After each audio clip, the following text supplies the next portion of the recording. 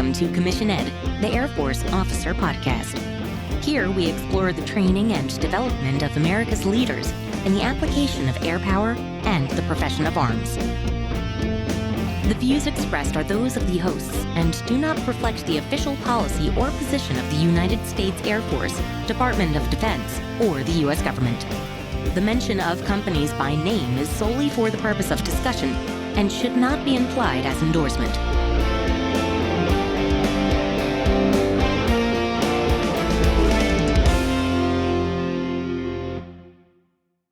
Welcome back to another episode of Commission Ed, the Air Force Officer Podcast. I'm Colin Slade. And I'm Reed Gann, and we're your hosts for Commission Ed. So, Colin, we are now bringing our audience the second part of this two-part series on the 17X career field with our special guest, Maj Brian Thorn. Again, very grateful that you were able to secure this interview. We've been trying for so long. Yeah, you give the gratitude to me, but man, isn't Brian freaking awesome? Yes. I mean, so much knowledge about comm and cyber. He's awesome. Yeah, so really excited. We're just going to get right to it. We'll come back again on the back end of the interview and give you some more of our thoughts. But with that, let's turn it over to the second part of our interview. All right, so we've talked about some war stories. We've talked about the career field. So let's talk about a little bit some of the training, some of the things to kind of expect as a 17X. Yeah. So if you're going to go to the Sierra route, kind of a typical route, you're going to go depending upon the amount of training you're going to do. So offensive, because of just the nature of those effects, you're going to have a very long 1.5 to 2 year pipeline. At least that's what it was when I went through. That may have changed. Is that all at Keesler? That's at different places. Okay. At different places. So you're going to have different places that you're going to be training, depending upon what units you're going to, but you've got a lot of training to go to. Yep. So expect commission, you're going to spend about 9 months to a year at Keesler for training, and then you're going to spend a year, 1.5 years, et cetera, depending upon what the pipeline is in more training. So expect you're going to be a lot of training. That's okay, because what you're going to be doing as an offense is, like Colin was mentioning, you're making real effects. So you need all that training. So just take it, run with it, do the best that you can with it. Yeah. Defense, you're going to have a little bit less training. You're going to have some more training coming out of that. You're going to have a variety of assignments there, whereas like offensive, you're going to have very specific locations. Defense, you can go pretty much anywhere. A lot of bases in the Air Force need defensive operators, so you have a lot more. There's probably more of a demand than a supply there right is. now. There's such a huge demand, and there's such a small supply from there, which is why the network operations officers like me get thrown in there, because there's just not enough of us. Yeah. Your probably first jobs, if you're on a share, you're going to be hopefully an operator, get to operate for a little bit, ideally at least a year. Hopefully you can get that.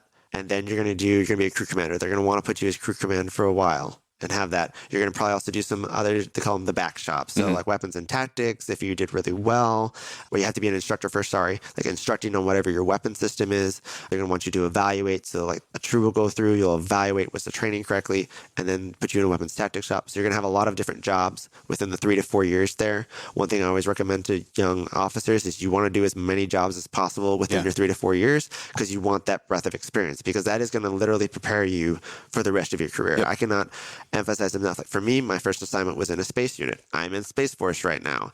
My first assignment set me up for the entire career in ways that I never knew that it would even happen. After you're a crew commander, you've done crew commanders. That's kind of your gates. You want to be a crew commander. You want to do stand eval and be an evaluator, get that training and certification. Become an instructor, get that training and certification.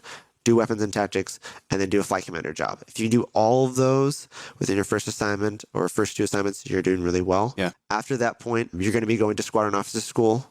At some point there, you want to see, are there any other schools? If you can get, and this is for, I don't know if the Sierras can do right now, I know the Deltas can.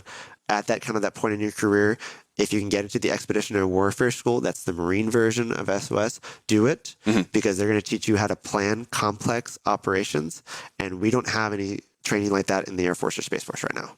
So you need that, because again, as an officer, you are planning, like we talked about earlier. Yeah. So anytime you can get planning training from the best, and the Marine Corps and the Army do it a lot better than we do, just from what I've seen on the cyber side, you really need that.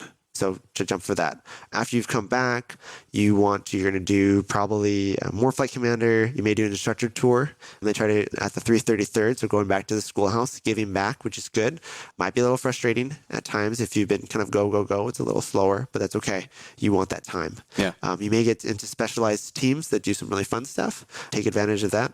And then, okay, you've been team leads, you've been crew leads. Now it's time to start doing like, can I be an assistant director in operation? An assistant director of operation, you're working with the DO and you're helping him or her with whatever special projects they need you to. Yeah. Roll into either ops officer job, director of operations job. So you're the squadron commander's right-hand man or woman to help out with operations. You're all responsible for that. And then if you're interested, rolling into command and then group command, etc. Yeah. And obviously you can be a squadron commander, you can be a group commander. What's the opportunity for general officer? Is there a 2-star that is like the cyber operations officer for 16th Air Force? Okay. We're a general officer there. And then kind of beyond 16th Air Force, then it really gets limited for us. There's DISA, that's a joint billet, so you're competing with the other services. Can you be like the A26 or something like that? You'd be the A, for us, A6 at a higher command. I don't know if we'd be the A36 because that's the ops or whatever the ops is, but we would probably be the A6. A lot of times they'll call us either the A6 or the chief information officer. You can do that at some of the higher joint levels. Okay. And that's kind of where it goes. And so that's the Sierra side. The general officer side also similar for Delta. For Delta, if you're going to be either combat comm or network operations, you're going to start it as an officer in charge of a small shop. It should be a variety of different, you're going to have a mixture of seniors. Like I probably have a senior NCO to look out for you. You probably have a couple of NCOs, a couple of airmen guardians, depending if you're Air Force or Space Force, working a different amount of projects. Probably won't put you into plans and programs first. They like to get you, I'd like to get you into operations first because it's kind of hard to plan something if you have no experience with it. So I prefer having them have some ops experience first. That's just me. Different people do it reverse, and that's fine. But get those ops experience first. So network operations, do your combat comm, go out in the field, do your TDYs, lots of TDYs out there. Come back. Get your kind of an unofficially like a deputy flight commander job. So you're working with, as a young CGO, you're working with probably a captain, a more senior captain that's guiding you a little bit on what they do. Get a flight commander job. You're going to go to SOS, go to try to expeditionary warfare training. That's one thing that's unique to our AFSC as a 17 is that we can go to that school. Not all the AFSCs in the Air Force can. So take advantage of that one. Take advantage of education with industry. That's huge. Understand how the industry does things, because especially in the cyber world, they do it totally different than we do. So you can learn a lot of best practices and bring that home. So at that captain stage, hopefully you've been an officer in charge of a small shop, you've been a flight commander, you've done the operations piece, whatever the operations is of your unit, you've done plans and programs to understand money and how it works. Now it's time to kind of spread your wings a little bit. And I'm going to go spend some time with the Marines. I'm going to go spend some time with industry. I'm going to go maybe get a master's degree or a PhD with some of the advanced academic degree programs, which I highly recommend, because that's your time to grow and think, okay, what other things can I add to my toolbox? Then you come back, you get close to be promoted to major, you can go to be an instructor at the schoolhouse, maybe you can be an instructor at ROTC, you can go to be an instructor at OTS. Anytime you can be an instructor, I highly recommend it, because that is now becoming an important gate in our career field. By gate, that's a milestone that they want to see that you have. I know people who've done all of them, like I know you have. You need, as an officer, jump on those opportunities. It used to be that instructor tour was like, that's not the thing. You learn how to teach, you learn how to speak, but you also learn that how much you don't know. And I'm sure as you remember, the students are going to ask you questions and you're like, I never thought about that one. I'm going to get back to you, right? It grows you as a person, as an individual. And so you need that time. So if the opportunity comes up to be an instructor, you need to jump on that. Is it going to be tough? Yes. Is there going to be long hours, short weekends, all that fun stuff? Yes. But it is totally worth it, because you're going to be a much better person, much better officer, much better understanding of whatever it is. If you're doing ROTC or OTS, you understand the Air Force a lot better. If you teach at the cyber schoolhouse, you understand cyber a whole lot better, because you're interacting with people from all the backgrounds. And so you'll come in and I'll say, I use this acronym. And they're like, well, we use that same acronym, but it's for this. And so we have all kinds of discussions like, well, you did OCO. How did you guys do it? Well, we did this in space. And what did you guys do in the air world? That's interesting. What did you guys do in DCO? So you're sharing all that common knowledge. One of the benefits of instructor. And then after instructor of the Delta side, they're going to try to get you into a DO position, director operation position. Now with us, this is all Air Force, by the way. I can talk about Space Force in a bit. Air Force, you can also be a squadron commander as a major. Okay, good to know. And that's a little it's exciting, but it's also terrifying, right? Because I know people who've done like squadron command as a major, and then they turn right around and become a squadron commander again as a lieutenant colonel, because there's just not enough of us. And then so on the recent list that I saw of command, I saw a lot of my friends who are majors right now. You could be a commander of a full squadron, commander of attachment, which is kind of like a partial squadron. But that's really important to know that conceivably, if I was still in the Air Force, potentially I would be a commander. And I've been in for 12 years, and being a commander, having the G series orders, which gives you the ability to do discipline and everything, that's a lot. It's a lot. And I'm in my 30s, and that's a lot of experience. But again, right, you got to be ready. You got to be ready. You're ready for it. So, and the majority of the listeners are probably going to go Air Force. And if you've been in for 12 years or so, it's squadron command time. You got to be ready for there. So I highly emphasize, as that captain, if you've learned all those parts of the jobs, learn as many jobs, how many jobs your squadron has, you try to learn every single one. You do some type of career broadening right at the end of your CGO time, so that when you hit FGO, it's go time. I mean, it's go time as CGO, but it's really go time as FGO. Like, they expect, it. You've been in for a while. It's time you're going to be in a leadership position, or they're going to put you in a heavy project, which is involve lots of money. Yeah. Like, they expect you to know these things. So you need to take your CGO time seriously to learn as much as possible. I think sometimes we do a disservice when we say, and I've said it many times too myself, that LTs don't know anything. And it's true, but we can't just leave it at that. Right. We have to say, okay, you don't know anything. What are you taking the time to learn so you overcome that? Like, are you finding the good seat in your NCO to mentor you? Are you finding the commander? Are you finding the DO or someone there that can mentor you, so that when you do reach captain and that switch is flipped and okay, now we hold you responsible for everything. Are you ready for that? Right. I know, like, for me with the lieutenants that I work with now, I was thinking about it because a lot of them are about to PCS, the experienced ones, and I was like, I never gave them the opportunity to actually be LTs in the traditional sense. I basically said, you're here and I need you to be the expert. Go. Yeah. From the DO looking at them, I think they had a lot tougher LT experience than I did, because I had the LT didn't know anything. I didn't give them that, so I don't know. I'm curious if I ever get that feedback from them and need to ask them how they handled that. But because I wanted them to learn fast, and I know, because I have several very bright CGOs, and I'm hoping if they decide to make this a career, they can go far. It's like, I know what's ahead of you. I know how tough it can be, and so I want you to have a little bit tougher right now, so that when you're higher up, you're like, oh, I've dealt with this before. I know that. I know how to do this, having tough bosses and how to answer all these tough questions. Yeah. Well, I don't know them. I haven't talked to them, but I'm going to speak for them anyway. I think you've done them a favor. I think you did the right thing in turning up the heat right out the gate and helping them to mold into the kind of the officer that you needed them to be for the squadron, that the Air Force and the Space Force needs them to be as they move on to their next assignment. And I think that is a good place to kind of bring this all home. I want to talk about the return of near-peer competition and the role of cyber and communications as we face near peers like Russia and China, who are both very good in this arena. What are you encouraging people who are not yet lieutenants or brand new lieutenants or, even FGOs like you and me? Right. What are the things that we need to be aware of or reading or, platforms that we need to get off of? #TikTok, right? Yes. Yes, please. What are the things that you are seeing from your perspective that would better prepare officers or future officers to operate in a contested, congested, near-peer environment? So I would say one of the things we need to know now is you have to take the training. If you're a young lieutenant, I'll kind of talk about the different categories. So let's say a young lieutenant undergraduate cyber warfare training. You need to take the planning part seriously. Okay. You need to take that seriously. So as a major right now, if I'm getting a brand new CGO, I need to know that they know how to plan. And especially if they just came out of undergraduate cyber warfare training, I'm going to expect you already know how to plan. Now, are you an expert? No. But do you know the basics? You better, because that's my understanding is what the schoolhouse is teaching. So you need to take that seriously. You need to take the technical aspects, understanding the jargon. We put the officers through the exact same training as the enlisted, right? Trying to copy, we're not Navy SEALs, but trying to copy that mindset. Like, if you're an operator, you're an operator, which means you need to be able to do the exact same training, regardless if you're officer or enlisted. So you need to take the technical part seriously at undergraduate cyber warfare training. If you blow it out of the water and it's easy for you, that's awesome. But that's not everyone. So if you struggle with it now, you need to ask questions. You need to figure out, where do I struggle? Why am I struggling here? And then up the game so that when you get to your operational unit, when we send you through the training pipelines, you'll be ready to rock and roll. Because I need you as an officer coming to your operational unit ready to lead and to speak the technical side. Yeah. And if you say, well, sir, I don't really know, that's not going to work for me. I need you to say, I don't know, but I know how to get it, or I'm going to go learn it. So that's for like a young CGO, what I need them to learn.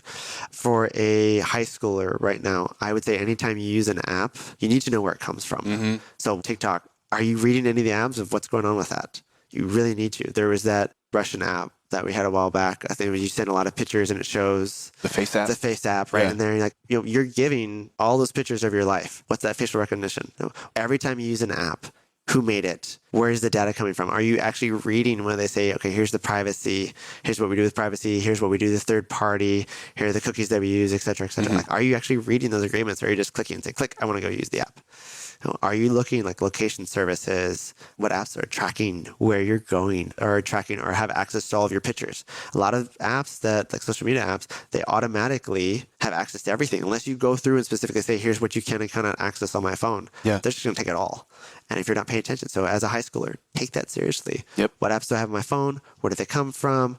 What am I doing with that information? What are other people doing with that information? If you're interested as a high schooler in doing cyber warfare, there's Cyber Patriot, one of the big exercises right now that I believe it's at ROTC that you can get involved with, that can learn how to hack and everything, looking at asking your school if they have a comp sci program, what type of things you can get into either during school hours, after school hours. Same thing similar at colleges. A lot of colleges, if you're in the computer science, kind of a club there are plenty of competitions that you can do all across the road. Capture the flags. You can just kind of Google capture the flags in my area, capture the flag exercises. There's always capture the flags around that you can get involved in. So learning as a high schooler in college age, if you're really interested, getting involved in that. I think that's really important from there. From the near peer side and learning like from our adversaries and Russia and China, they've taken the warfare side in cyber very seriously. I think a lot earlier, at least outwardly, overtly, a lot earlier than what we have. So you need to understand that when you're using the network, when you're using the internet, either on my phone or my laptop or whatnot, they're there too. It's not like it's your private home internet that no one else sees. It's everyone's there at the same time. So you need to be conscious of that it is a place where it's like the Matrix, but Agent Smith is all around, right? I mean, he's there. You may not see him, but he's there. So you need to be aware. And yes, it'd be cool if that was how cyber warfare really worked. It's not. But I know Kung Fu. I know, right? But learning, right? Taking that seriously and being mindful that there are adversaries out there that are looking at your information. And then when it comes to, like you said, reading for just general, there's a book called It's Dark Territory, I think by Fred Kaplan, really good about the history of cyber warfare and the NSA. That was very insightful. There's a book Sandworm that's really good about a Russian advanced persistent threat and what they've done. There's Countdown to Zero Day about Stuxnet. Really big. It's technical, but it also is written for those of us like me who are arguably not as technical to understand is the complexity of developing a cyber weapon and what that means and what the kind of the cost are after you send a cyber weapon out. For us, I know like I read lots of articles about like cyber deterrence and people debate back and forth about cyber deterrence. And I think the Countdown to Zero Day does a good job of explaining if you send it's code. It doesn't just blow up not like a nuclear bomb.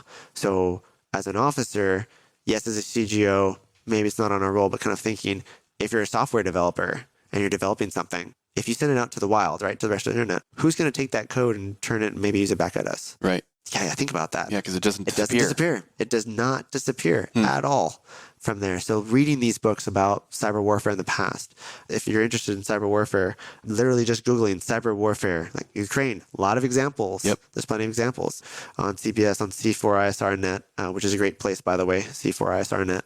It talks about like Cyber Command has been engaging, but are you reading day-to-day news about what's going on in the cyber warfare piece? Yeah. There's a free, it's called the Early Bird Brief, free. So perfect. I love it. I read it every day.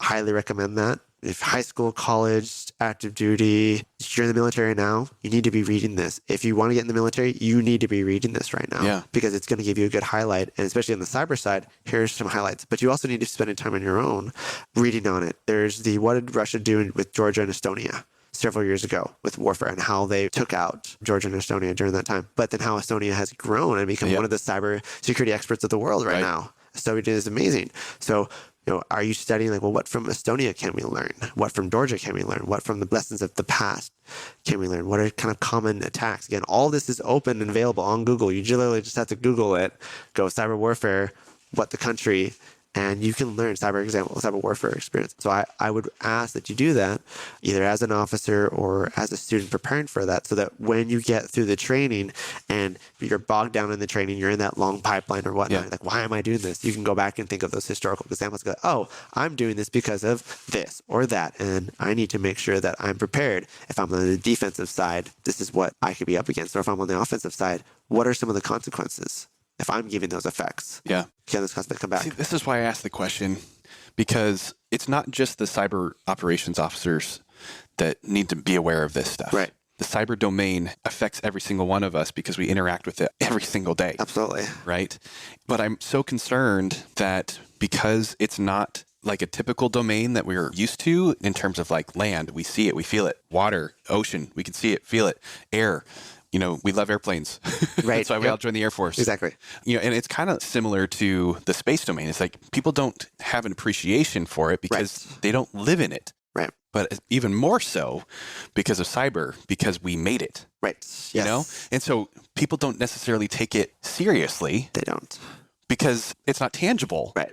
But then, therefore, it requires that much more concentrated and deliberate effort for you to protect yourself. Yes. Not just yourself, but airmen and guardians that you work with, your friends and family, you know, protect the mission, get the mission done and all that. Because choices that you make with how you interact with the cyber domain can have very serious adverse effects for you personally, for those people that you care about, on the mission itself.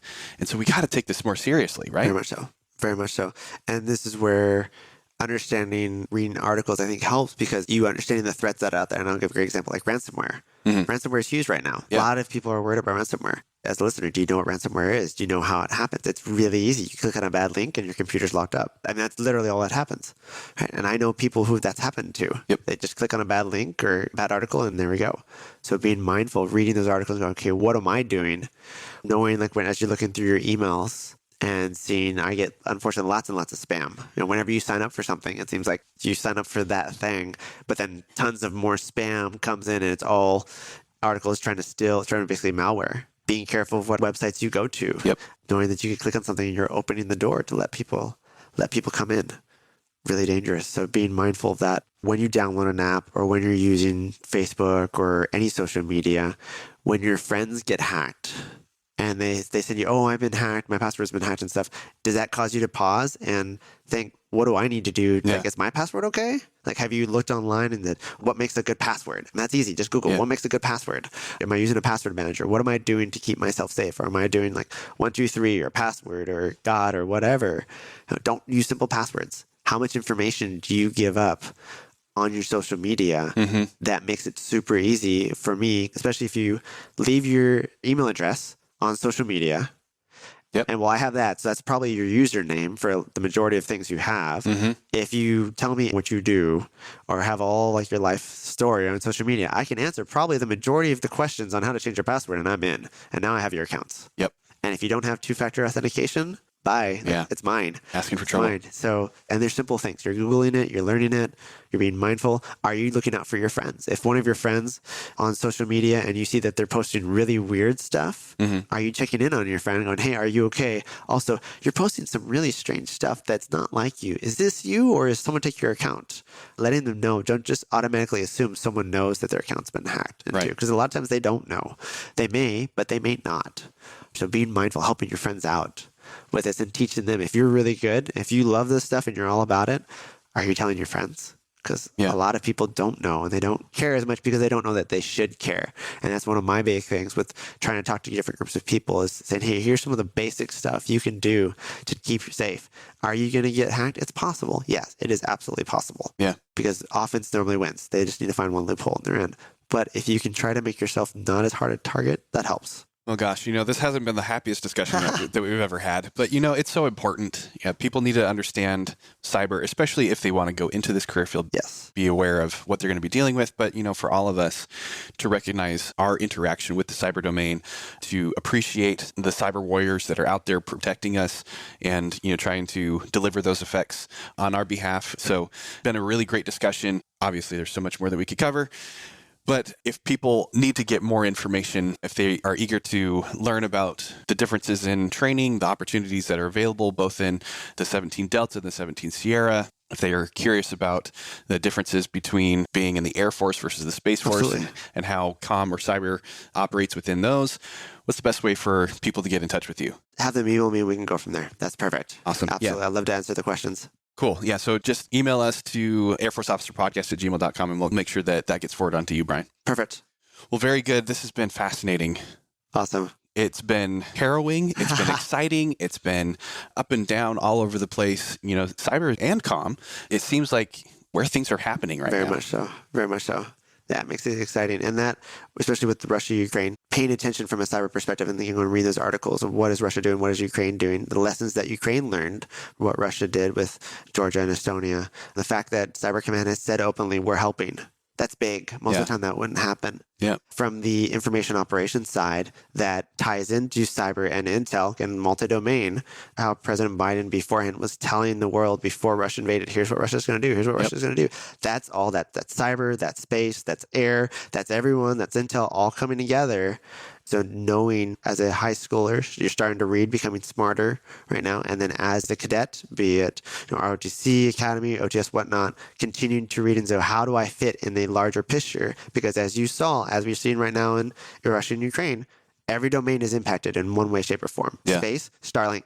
Starlink's been huge, right? With SATCOM, it's been huge in there. And how the cyber side and Russia hacking into Viasat. So that's why one of the reasons why we went to Starlink. And the relationship between, again, this is why I mentioned education with industry, IWI, the relationship between the commercial sector and the military. That is huge, and taking advantage of that opportunity. And it's the future. That is 100% the future. Yep.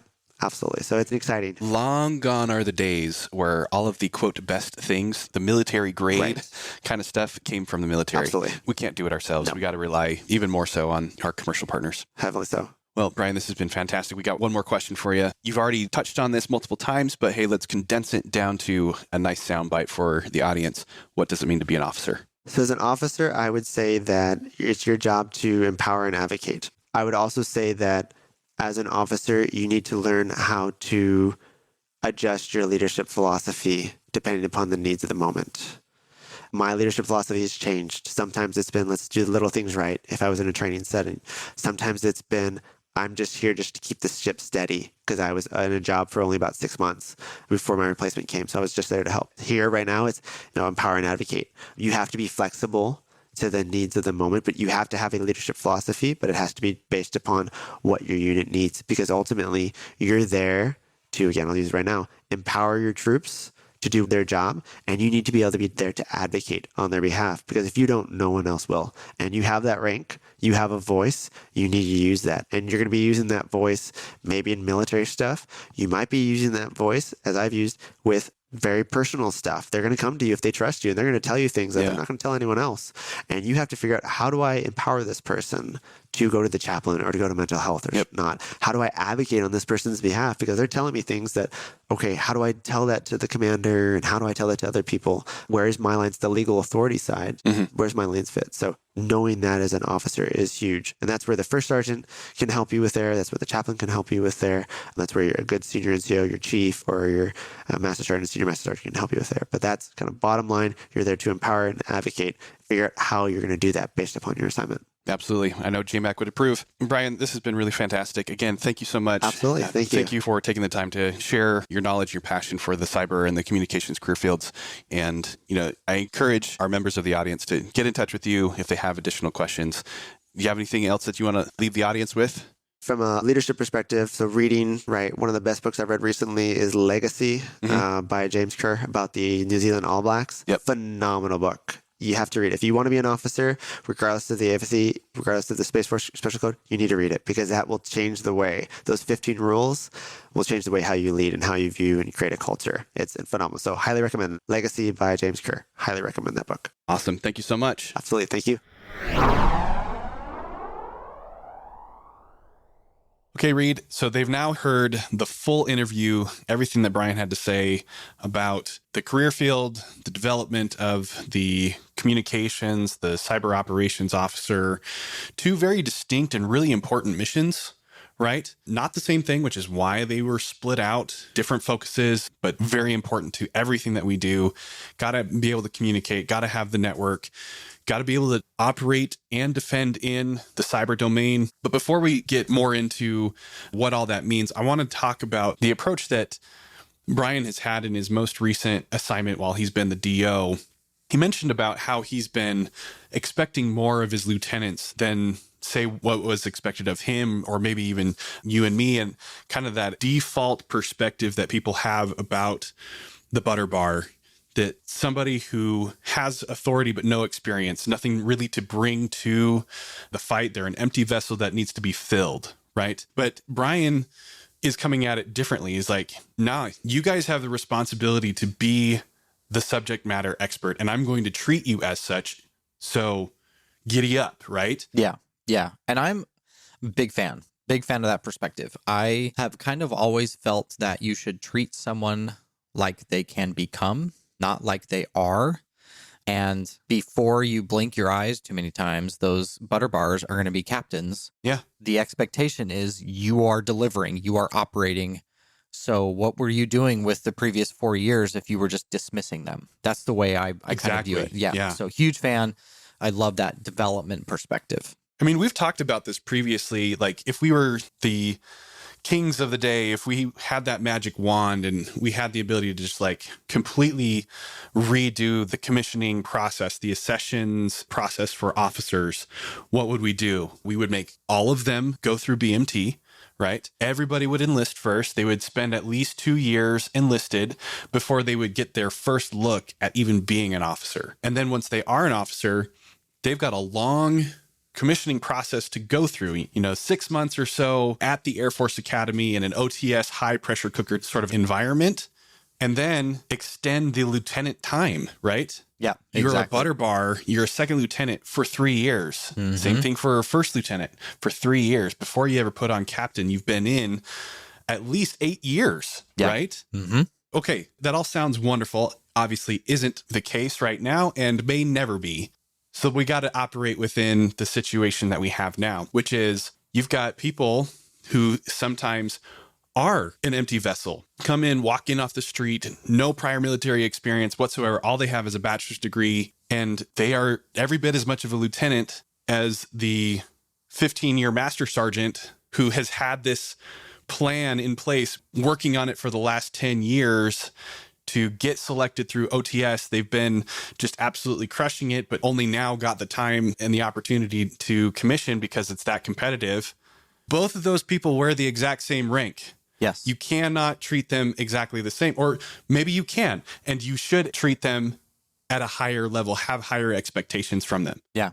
They'll surprise you. They will surprise you. Mm-hmm. And I've found that not only in my officer career, but I found that, I've been involved with Boy Scouts for a long time. If you treat 12-year-olds like 12-year-olds, they will be 12-year-olds. Yeah. If you give them a little more responsibility, you'll be surprised. And sometimes they won't. Sometimes they'll drop the ball. But I expect that of my lieutenants. I expect some growth, some learning, that didn't work out. But that's the point. Yeah.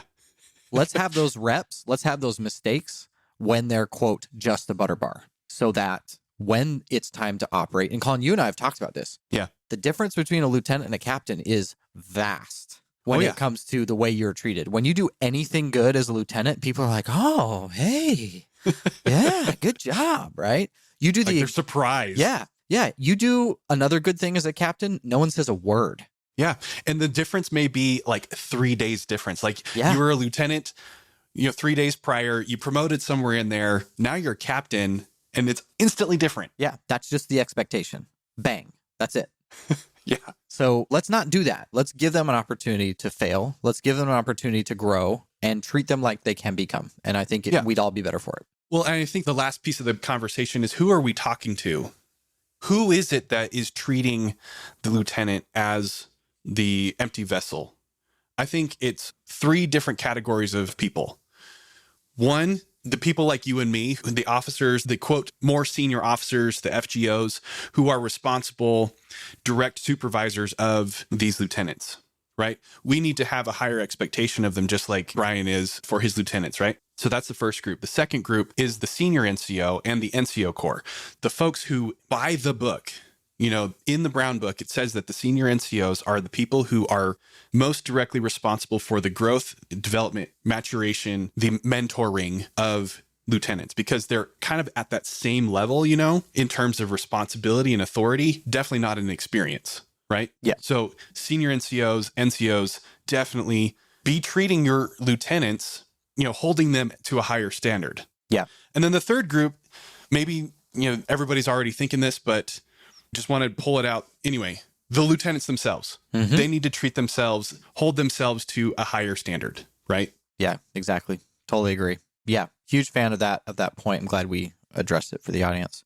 So the thing that he brought up that I wanted to touch on is something that I've been thinking about for a very long time. Yeah. Ever since they created the different competitive categories for promotion, line of the Air Force A, line of the Air Force I, which is information warfare, and all the various categories, it really kind of sunk in. So I'm line of the Air Force I, information warfare, and they grouped in PA, weather, cyber, and intel. And I maybe even be missing one, but those are the ones that they grouped together. So you and Brian are in the same competitive category for promotion. Yeah. Okay. And now that overlap had been there for a while, right? So at Headquarters Air Force, it's the A26. So formerly General O'Brien, soon to be General Lauterbach, if that's not already done by the time this episode airs. She is the A26. So she's got both hats. That's been for a while. And additionally, 14Ns, intel officers can command certain cyber squadrons and vice versa. So it's not uncommon to have a 17 in a intel squadron because of the massive amounts of overlap. So that's been happening for a while, but it wasn't until that really crystallized for me that information is warfare. Yeah. It's been something that I've been really thinking about, been planning to do some writing on, been doing some studying, and some things that you guys talked about, right? Like he mentioned two-factor authentication. I live in a skiff, so I can't have my phone with me. So two-factor authentication is actually a huge pain in the neck, but yet I have to do it. And something happened to me just yesterday. So I put a bicycle up on Facebook Marketplace, and within 5 minutes, I had 2 different scammers trying to scam me out of $500 by using a Zelle scam where, hey, I've sent you the money. Oh, I haven't received the money yet. So they're like, oh yeah, well, go check your spam email. So there's this spam email. It's like very carefully crafted. It looked great. That said, oh, you need to raise your limit. Have the buyer send you an additional $500 and then the money will come through. I'm like, nope, I can see how this is going to go. They're going to say, okay, now I need my $500 back. I send them a real $500. I never get my $200. Everything's, like I can see this. Yeah. And it made me feel like I was in the Wild West again, right? In the OK Corral, and I have to have a sidearm on my hip every time I step out into the cyber world. It's kind of the Wild West a little bit. The policy, the law, the habits, the experience, the life lessons haven't caught up to where the technology is. And it's a little bit of a dangerous place. And it was just a fascinating thing because my mind has already been there. You guys talked about Russia, Ukraine, cyber, information warfare. Man, I've been there for a while. This is definitely of high interest to me. Yeah. I mean, let's talk about what the cyber domain, this Wild West entity space, what is it? Like, where is these interactions and this lawlessness, this lack of policy and etiquette exist? We're talking about a man-made war-fighting domain. It's a domain just as every bit as much as land, sea, air. It's got its own kind of like terrain and, there are high points, low points, mountains, valleys, choke points, and all these different things that you would use to describe a typical physical domain that we live and operate in, right? But the interesting thing, that, again, is that the cyber domain is man-made. We made it, right? Yeah. And unless we're continually keeping it there, we will lose access to it. Yeah. Yet, we also, even if we lose access to it, we are still subject to its effects. 100%. And that's kind of what I want to talk about is like the effects that happen inside the cyber domain by comparison to, say, the land domain. Brian, when he was instructing my class, he talked about if you drop a bomb on land from the air, that bomb explodes, and the effect of the bomb is still there, but the bomb itself is gone. It's not something that the enemy can then go pick up and exploit. I mean, they can try to reverse engineer a little bit, depending on frag patterns, the things that they were able to piece together from it. But by and large, especially over time, as weather and other things impact that area, the ability to learn something from that weapon disappears. But that's not true in the cyber domain. He talks about how code doesn't disappear. If you choose to employ a weapon, such as like a 0-day weapon, exploiting some sort of bug or gap in a piece of software, if you use that code, it stays there. It doesn't disappear. Yes, the effects are there, but the code itself, the weapon itself that you used is still there. And the enemy can grab it, use it, repurpose it, learn a whole bunch of things, build upon it, and then turn it back on us. Right? Yeah. And that's just in like the war fighting perspective. The same is also true just in day-to-day life. I mean, how many times have we beaten the drum here about being aware of your internet usage, your digital footprint, especially on platforms like TikTok or the other social media, like you mentioned, Facebook Marketplace. Like, the enemy's there. Like, they're literally there. And in some cases, especially for like TikTok, they designed it. Yeah. And you're entering into their domain, their cyber domain, where anything that you do lives literally forever. Yeah. Yeah. It does not disappear. Code does not disappear, even if it's just innocuous, like stuff like, searching on Google. Mm-hmm. Your search history persists forever. I just don't think that enough people are recognizing these facts. Yeah. Yeah. And to go back to my Wild West analogy, you should be carrying a proverbial sidearm in this Wild West. Yeah. But if you don't know that that's the space you're in, you're not going to be doing that. He talked, we'd mentioned it already, two-factor authentication. There's a bunch of things you can and should be doing. But this opens up a bunch of things I'm thinking a lot about, right? So whose job is it to defend the information warfare space? Where does the border between American territory and foreign begin? What role does the Department of Defense have in that? I mean, it goes on and on and on. Like I've said, I've got many emails to myself with all these notes and thoughts. But yeah, and every single person is a combatant, whether they think they are or not. We've talked about this. Every like, every tweet, every retweet, every post, every cross post, it's all coming to be a part of the milieu of what is information warfare.